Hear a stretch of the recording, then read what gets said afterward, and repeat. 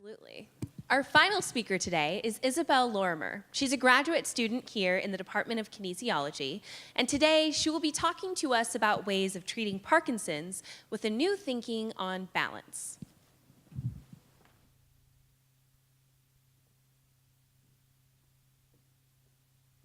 Now, I'm going to ask you all a question, and I want you to think about the response in your head. What do you think is the link between Parkinson's disease and boxing? Or you may be thinking of championship boxer Muhammad Ali, who was diagnosed with Parkinson's disease due to repeated blows to the head that affected a lot of the major structures in his brain. Well, you're not wrong.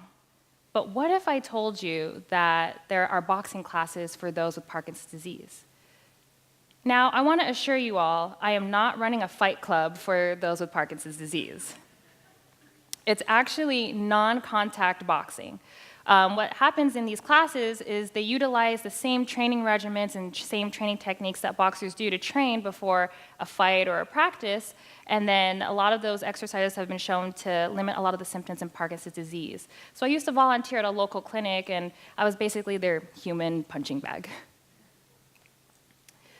These classes utilize a wide range of components of fitness, including flexibility, range of motion, maybe a little bit of strength and endurance and cardio, and much more.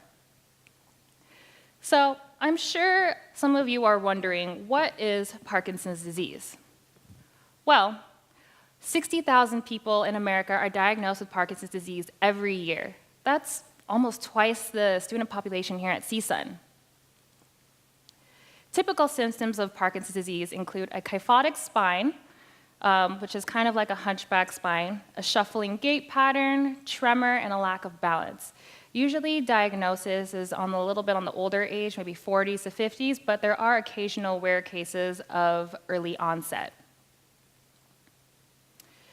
It occurs in the basal ganglia in the brain, since it is a neurodegenerative disorder. The basal ganglia is that purple blotch you see behind me. In that basal ganglia, there's a tiny little structure called the substantia nigra. That structure promotes a neurotransmitter called dopamine, which helps with motor movement in the body. So those with Parkinson's tend to have either a lack of dopamine or the basal ganglia is no longer secreting that dopamine.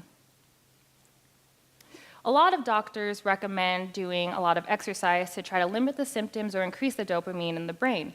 However, the number one question I get asked from patients is, what exercise works best?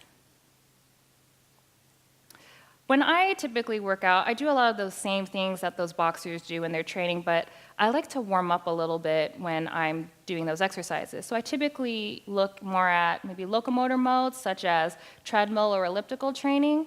So I thought to myself in my research, what could I do to utilize these locomotor modes in my research? So some things I'm going to be going over is balance, locomotor modes, and how my research has clinical implications.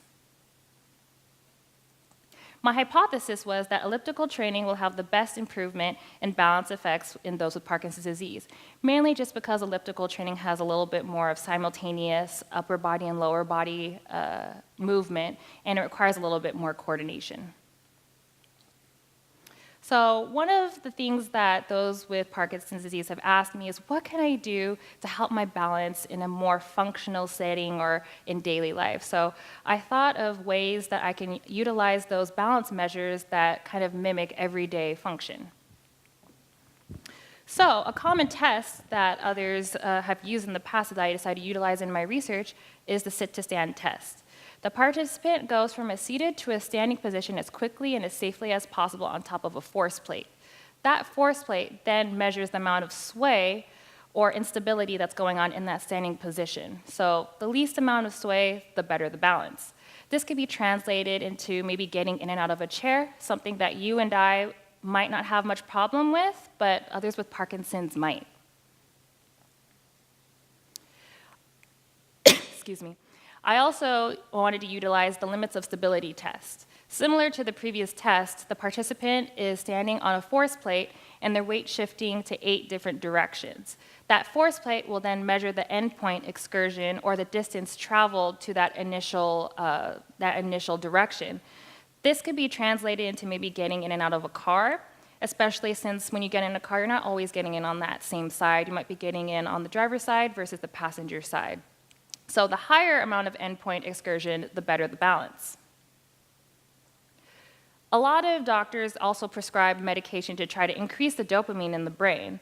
However, there's a lot of adverse side effects, such as maybe depression, anxiety, impulsiveness, and occasional dyskinesia, which is an uncontrollable fluid movement that tends to exacerbate that balance problem in Parkinson's disease. This could be extremely frustrating for those with Parkinson's disease, especially since their main goal is just to increase mobility, to maybe improve their quality of life, and just have control over their bodies. Previous research has shown that increasing exercise can actually increase the dopamine in the brain without all those adverse side effects. Therefore, my study looked at 4 different locomotor modes, and in clockwise order from the top left-hand screen, I looked at overground walking, treadmill training, elliptical training, and seated stepping. Then I looked at the immediate balance effects after. What we found was incredible. So we actually had uneven results. One measure wound up supporting our hypothesis while the other one didn't. I'll start off with the one that didn't. So for the sit-to-stand test, the amount of sway was least in the baseline and the treadmill training. While this is preliminary data, we associate this due to the fact for the treadmill, that was the only locomotor mode that we allowed participants to hold on to the rail, mainly for stability and safety. This also could have provided a little bit more support, which might have affected some of those balance parameters. For the locomotor training modes of elliptical and baseline, we had a higher endpoint excursion, which actually wound up supporting our hypothesis for the limits of stability test.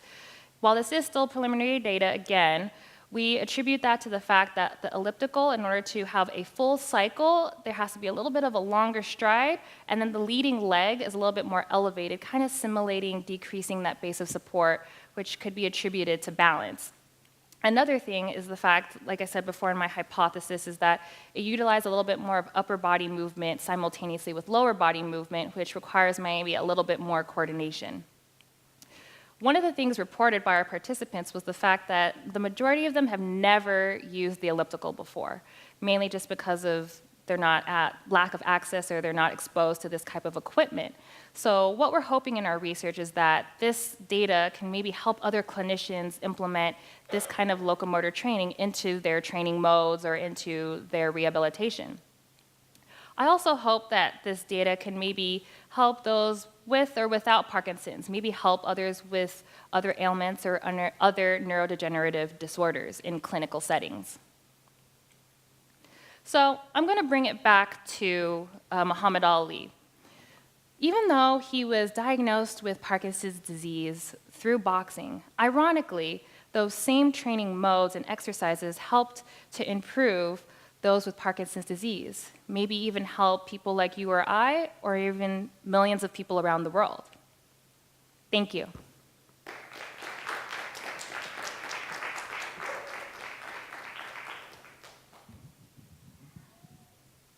Thank you, Isabel.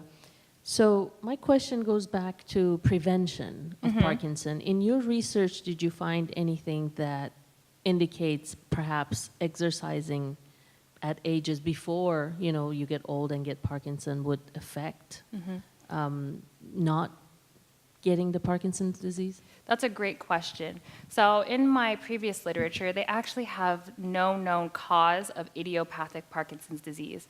Muhammad Ali was diagnosed with Parkinson's disease due to the failing structure of those repeated blows to his head. But right now, there's no known causes for Parkinson's disease in my literature review. They have found, though, that in some areas of the world, it's more prominent than others, but they don't know quite why. But they do know for exercise in general, it helps to improve it after diagnosis, but there's not much research showing prevention. Thank you. Thank you.